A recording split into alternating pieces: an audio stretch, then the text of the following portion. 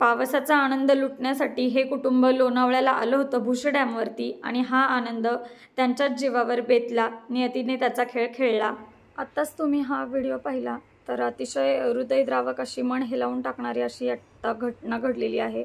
Video कराव्या की नाही हा मला मोठा प्रश्न पडलेला, पण मी पुण्याचीच आहे आणि 8 दिवसांपूर्वीच आमचं ठरलं होतं की आपणही भुशी डॅमला जायचं, पण पाऊस मध्यंतरी जोरात झाला आणि आम्ही ते कॅन्सल केलं आणि त्याच्यानंतर 2-4 दिवसांनी आम्ही तिथे लोणावळ्याला भुशी डॅमला जाणारच होतो आणि त्या अशातच ही घटना आपल्याला पाहायला मिळाली आणि खरंच मन एकदम सुन्न झालं. बऱ्याच जणांना म्हणजे प्रश्न पडतो की ते तिथे थांबलेच का, कशासाठी, आणि त्यांनी आधीच यायचं होतं ना. तर हो, नाही, जर, तर असे बरेचसे प्रश्न आपल्याला पडतात.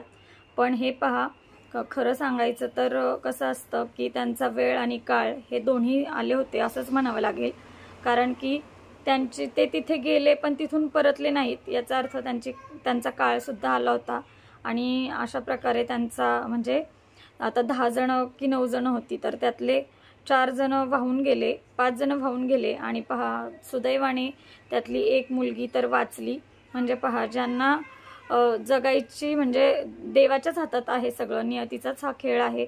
तिला जगायचं होतं, ती एक मुलगी जी वाचली तर तिला तिथं प्रत्यक्षदर्शी होते, तर त्यातलेच काहींनी न्यूज पाहिली आणि तिथे ते जे 2 डॉक्टर होते ते तात्काळ तिथे पोहोचले त्या घटनास्थळी आणि त्यांनी ती मुलगी बाहेर काढल्यानंतर लगेच तिचं हृदय बंद पडलं होतं, तर तिला CPR आणि माउथ टू माउथ ब्रीदिंग देऊन त्या मुलीचं हृदय पुन्हा ॲक्टिवेट केलं.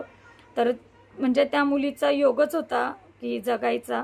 तर पहा, तिला पटकन तात्काळ मदत मिळाली. मदत म्हणण्यापेक्षा ते देवरूपीच आले आणि डॉक्टर तर देवदूतच असतात, पण तात्काळ मदत मिळाल्यामुळे तिला योग्य ती ट्रीटमेंट मिळाल्यामुळे तिचा जीव वाचला. म्हणजे पहा, आणि अतिशय वाईट घटना म्हणावं लागेल तर यात लहान बाळ म्हणजे मुलं होती. तर आपल्या डोळ्यादेखत आपल्या परिवारासमोर आपली लहान मुलं वाहून जाताना पाहून बापरे, काय म्हणजे किती मोठी शोकांतिका आहे. आणि त्या सगळ्या परिवाराने घट्ट एकमेकांना धरून ठेवलं होतं. अगदी त्यांच्या हिमतीला सुद्धा दाद म्हणावी लागेल, घट्ट धरून ठेवलं होतं. पाण्याचा वेग आणि लोंढा इतका प्रचंड होता की त्यांच्यातल्या बाळाला घेऊन जी एक आई होती बघा लहान मुलाचा, आणि तिचा पाय घसरल्यानंतर ती व्हायला लागल्यानंतर सगळे खचले, सगळ्यांचं मनोबल खचलं आणि एक एक करून त्यांची साखळी तुटली आणि ते पाण्यात वाहून गेले.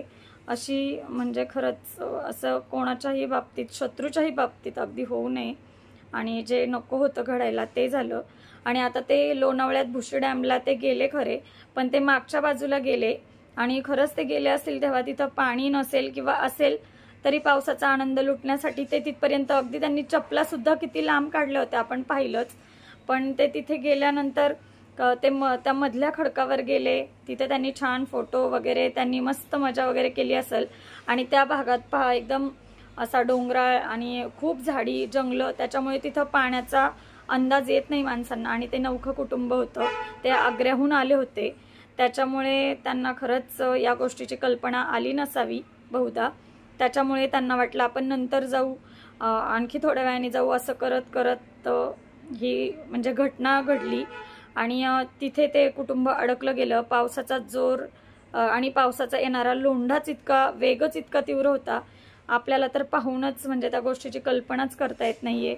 म्हणूनच खूपच म्हणजे मन हेलावणारी अतिशय हृदयद्रावक घटना घडलेली आहे. आणि खरंच ज्यांचा बळी गेलेला आहे याच्यामध्ये त्यांच्या आत्म्यास खरंच म्हणजे शांती लाभो, हीच आपण देवाचरणी प्रार्थना करूया.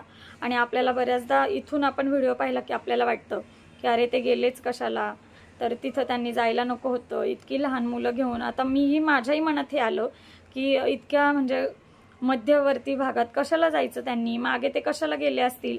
पण खरं सांगू का, यात नियतीचाच खेळ असतो. त्यांना तिथे बोलावणंच आलं, देवाचंच बोलावणं आलं असेल तिथे, कारण की ज्यांना जायचंय त्यांचा अंत होता तिथे, त्यामुळे ते तिथे पोहोचले.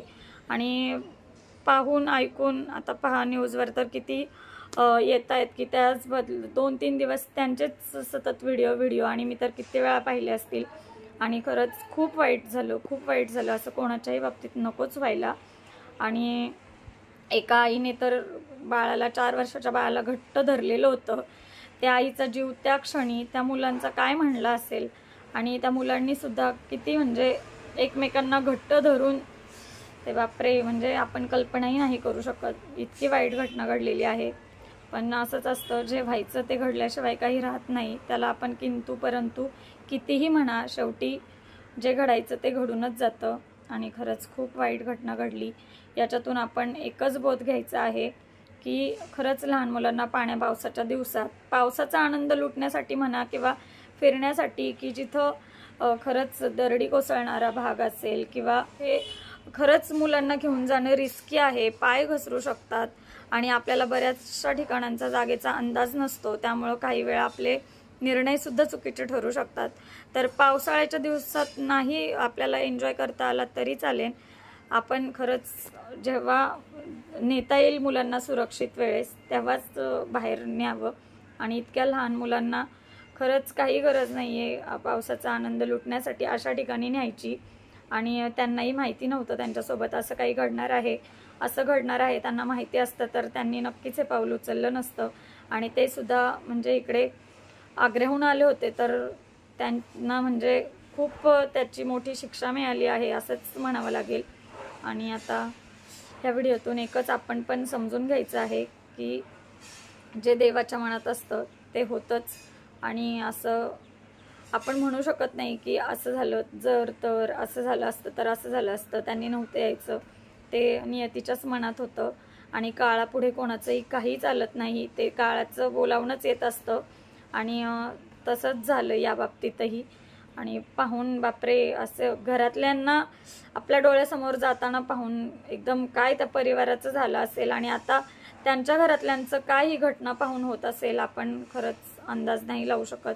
त्यामुळं जे घडलं ते अतिशय वाईट घडलं. आणि मला व्हिडिओ का करावा असं वाटलं की आमचं चाललंच होतं त्या आठवड्यात जायचं भुशी डॅमला, पण हे असं पाहिल्यानंतर, आणि मी पहिल्यांदाच जाणार होते, मी पुण्याची असून सुद्धा मी भुशी डॅम पाहिलेलं नाही आहे, पण आता डॅमचं नाव काढलं तरी माझ्या अंगावरती काटा येतो आणि मी नाहीच आता जाऊ शकत.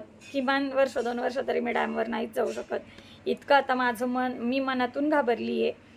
त्यामुळं खरंच ही खूप वाईट झालेली घटना आहे आणि खूप वाईट, असं कोणाच्याही बाबतीत नकोय व्हायला.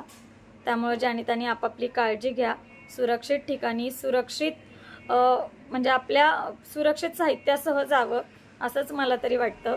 आता प्रत्येकजण म्हणत होतं की त्यांच्याकडे दोरी म्हणजे गाडीत दोरी हवी होती, हे हवं होतं ते हवं होतं.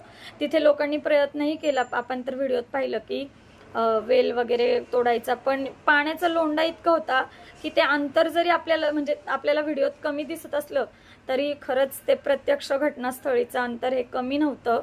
आणि लोकांचा सुद्धा म्हणजे नाही, त्यांना वाचवण्यात लोकांना अपयश आलं, त्यांनीही प्रयत्न केले प्रत्यक्षदर्शींनी.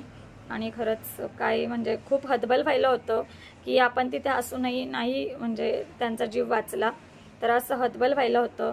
त्यामुळे खरंच ज्याने त्याने आपापली काळजी घ्यावी आणि असंच म्हणजे सावधानतेनेच वागावं, सुरक्षित ठिकाणी सुरक्षित वेळेसच जावं.